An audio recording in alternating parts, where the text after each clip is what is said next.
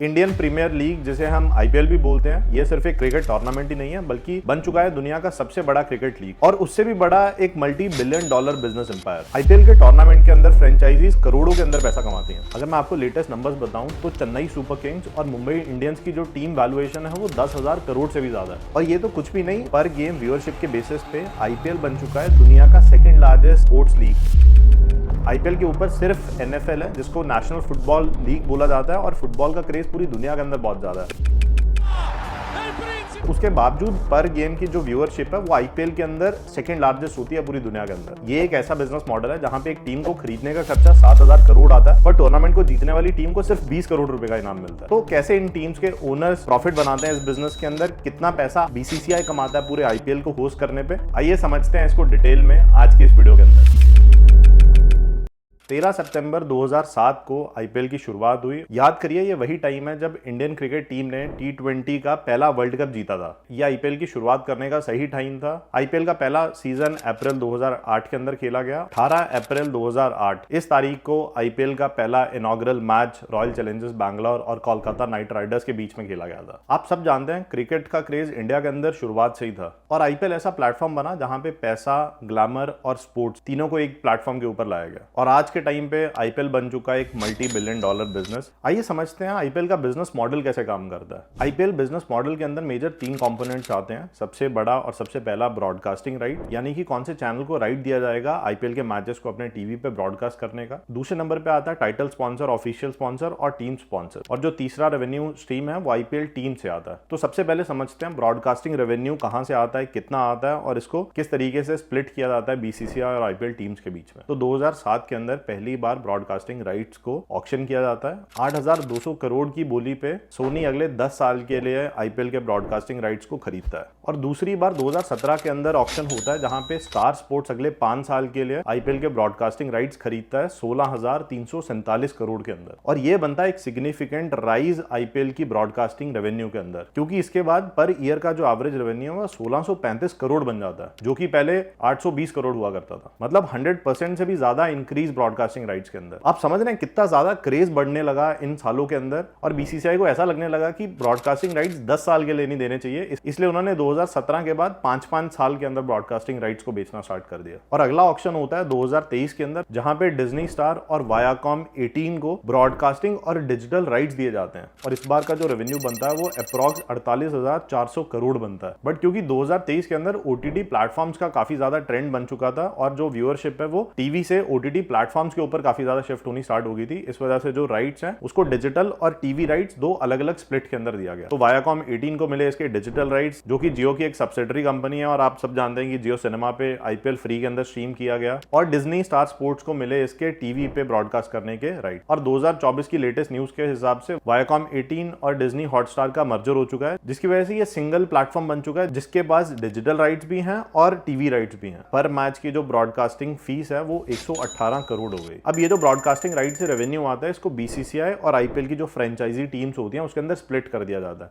BCCI को इसमें से 60% का रेवेन्यू शेयरिंग मिलता है, जो कि पहले 50% था, और फ्रेंचाइजी टीम्स को 40% का रेवेन्यू शेयरिंग मिलता है, जो कि पहले 50% था। मतलब बीसीसीआई के पास तो पैसा ही पैसा है। और इसी वजह से आईपीएल की कंटिन्यूअस सक्सेस के बाद बीसीसीआई बन चुकी है दुनिया की सबसे ज्यादा पैसे वाली क्रिकेट बॉडी। यहाँ पे एक चीज नोटिस करने वाली है, 2008 से लेके 2024 के अंदर 590% का इंक्रीज आया आईपीएल के ब्रॉडकास्टिंग राइट रेवेन्यू से। और इस बात से आप ये अंदाजा लगा सकते हैं कि आईपीएल की कितनी ज्यादा पॉपुलैरिटी बढ़ चुकी है पिछले कुछ सालों में। अब सोनी, स्टार स्पोर्ट्स और डिज्नी स्टार इतनी महंगी बोली पे ब्रॉडकास्टिंग राइट्स अगर खरीदते हैं तो वो अपना पैसा कैसे बनाते हैं? तो उनके रेवेन्यू का जो मेजर सोर्स है वो एडवर्टाइजमेंट से आता है। अब क्योंकि पर मैच व्यूअरशिप 500 मिलियन से भी ज्यादा आती है, तो जितने ज्यादा व्यूअर्स होंगे उतनी ज्यादा एडवर्टाइजमेंट आएंगी। कंपनीज वहां पे एड अपनी दिखाना चाहेंगी ताकि उनको ज्यादा ऑडियंस मिल पाए और उनके जो ब्रांड की वैल्यू है वो उतनी ज्यादा बढ़ पाए। अब ये जो एड्स हैं 10 सेकंड से लेके 1.5 मिनट तक की होती हैं। अब अगर मैं आईपीएल के अंदर अपनी कंपनी की एडवर्टाइजमेंट कराना चाहता हूं तो 2022 के अंदर जो इसका खर्चा आता था वो 10 से 12 लाख रुपए आता था। बट 2024 के अंदर ये जो कॉस्ट है ये बढ़ के 17-18 लाख हो चुका है 10 सेकंड के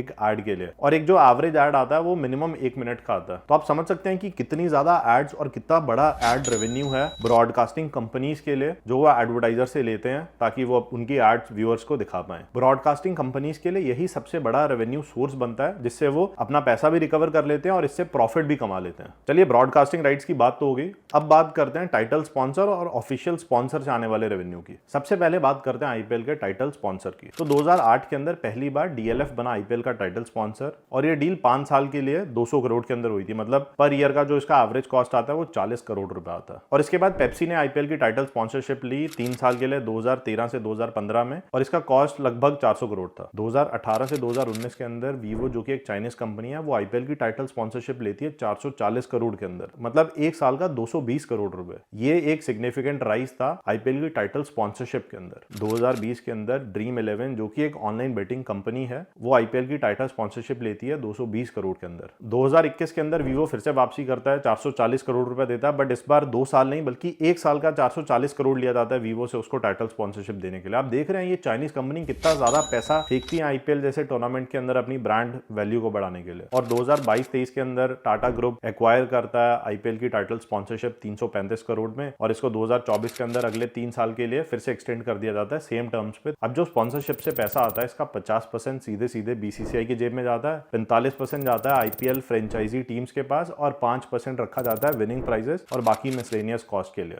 ये तो होगी बात टाइटल स्पॉन्सरशिप की। अब इसके बाद आते हैं ऑफिशियल स्पॉन्सर्स, जो कि आईपीएल की बाकी चीजों को स्पॉन्सर करते हैं। अब जैसे आपने देखा होगा, स्ट्रैटेजिक टाइम आउट लिया जाता है, उसका स्पॉन्सर होता है। रिव्यू के साथ एक स्पॉन्सर का नाम आता है। जो मैच के बीच में ब्रेक्स होती हैं उसके अंदर स्पॉन्सर टीम का नाम आता है जब भी वो ब्रेक दी जाती है। अब जो भी टाइटल स्पॉन्सर और ऑफिशियल स्पॉन्सर्स का पैसा है, ये 50% बीसीसीआई के पास जाता है, 45% आईपीएल की जो फ्रेंचाइजी टीम्स है उनके पास जाता है, और 5% विनिंग प्राइज और बाकी जो मिसलेनियस खर्चे हैं उसके लिए रखा जाता है। इसके बाद चलते हैं आईपीएल के बिजनेस मॉडल के तीसरे कंपोनेंट पे, जो कि आईपीएल टीम्स का रेवेन्यू होता है। अब आपने देखा होगा कि चेन्नई सुपर किंग्स की टोपी के ऊपर ब्रांड्स लगे हैं, जर्सी के ऊपर ब्रांड्स लगे हैं, हेलमेट पे ब्रांड लगे हैं। इसके बाद जो आईपीएल फ्रेंचाइज टीम होती है, ये अपनी टीम के लिए स्पॉन्सर्स को इकट्ठा करती हैं। तो करीब एक आईपीएल टीम के लिए 8 से 12 स्पॉन्सर्स को इकट्ठा किया जाता है। ये बन जाता है आईपीएल टीम का स्पॉन्सरशिप रेवेन्यू। अब ये जो टीम स्पॉन्सर्स कंपनी है, ये प्लेयर से एडवर्टाइजमेंट्स कराती हैं। तो कंपनीज के लिए एक मौका होता है जहां पे अपने ब्रांड की वैल्यू बढ़ा सकते हैं और ब्रांड अवेयरनेस हो जाती है। जब एक टीम के साथ कंपनी का नाम जुड़ जाता है तो कंपनी को व्यूअरशिप मिल जाती है और टीम को उससे पैसा मिल जाता है। उसके बाद आईपीएल टीम्स पैसा कमाती हैं टिकट की सेल से। अब जब भी एक होम ग्राउंड के अंदर मैच होता है तो उसका 80% रेवेन्यू होम टीम को दिया जाता है। जैसे अगर चेन्नई के अंदर मैच हो रहा है तो चेन्नई सुपर किंग्स को 80% टिकट सेल्स का जो रेवेन्यू है वो मिलेगा। उसके साथ साथ जो फूड एंड बेवरेजेस की सेल है उसका भी उसको शेयर दिया जाता है। उसके बाद हर कंपनी की मर्चेंडाइज सेल्स होती हैं, जैसे अपनी जर्सीज को बेचना, हेलमेट को बेचना, बैट, बॉल। तो जो भी टीम स्पॉन्सर्ड मर्चेंडाइज होती है उसकी सेल से भी आईपीएल टीम्स को पैसा आता है। और लास्ट में आता है टूर्नामेंट का विनिंग प्राइज मनी, जो कि जीतने वाली टीम को 20 करोड़ रुपया मिलता है और रनर्स अप टीम को 13 करोड़ रुपया दिया जाता है। बट यहाँ पे एक चीज आपने नोटिस की होगी, 2022 के अंदर 2 नई टीम्स को इंट्रोड्यूस किया जाता है आईपीएल के अंदर, लखनऊ सुपर जायंट्स और गुजरात टाइटंस को। लखनऊ सुपर जायंट्स की जो फ्रेंचाइजी है वो 7,000 करोड़ में बेची जाती है और गुजरात टाइटंस की जो फ्रेंचाइजी है वो अप्रॉक्स 5600 करोड़ के अंदर बेची जाती है। तो अगर एक फ्रेंचाइजी को खरीदने का खर्चा 7,000 करोड़ है तो जो विनिंग प्राइस है वो 20 करोड़ जस्टिफाइड है क्या? तो आईपीएल टीम्स के जो ओनर्स हैं वो तो इस हिसाब से घाटे में हुए। यहीं पे आता है सबसे बड़ा ट्विस्ट। जो आईपीएल टीम्स है उनका सिर्फ एक मकसद होता है टूर्नामेंट के अंदर ज्यादा से ज्यादा मैचेस खेलने, क्योंकि जब वो ज्यादा से ज्यादा मैचेस खेलेंगे तो उतनी ज्यादा व्यूअरशिप मिलेगी, उतने ज्यादा एडवर्टाइजर्स अट्रैक्ट होंगे उनकी तरफ और उतना ही बड़ा वैल्यूएशन बनेगा एक आईपीएल टीम का। अगर मैं आपको लेटेस्ट नंबर्स बताऊं तो चेन्नई सुपर किंग्स और मुंबई इंडियंस की जो टीम वैल्यूएशन है वो 10,000 करोड़ से भी ज्यादा है। 2022 के अंदर लॉन्च की गई लखनऊ सुपर जायंट्स की टीम, जिसको 7,000 करोड़ में खरीदा, इस टाइम पे जो उसका वैल्यूएशन है वो करीब 8,200 करोड़ रुपए। तो आप समझ रहे हैं, मतलब सिर्फ 1-1.5 साल की अच्छी परफॉर्मेंस के बाद 7,000 करोड़ से 8200 करोड़ वैल्यूएशन हो जानी, 1200 करोड़ का इजाफा अच्छी परफॉर्मेंस के बेसिस के ऊपर। और इसी के साथ आईपीएल टीम्स के जो ओनर्स है उनके पास एक अपॉर्चुनिटी आती है कि वो अपनी जो टीम में हिस्सेदारी है वो बाकी कंपनीज को बेच पाए। जैसे अभी रिसेंटली न्यूज आई थी, एलआईसी ने चेन्नई सुपर किंग्स के अंदर 6% का स्टेक खरीदा। तो ये ओनर्स क्या करते हैं, अपनी जो टीम की ओनरशिप है उसका छोटा छोटा हिस्सा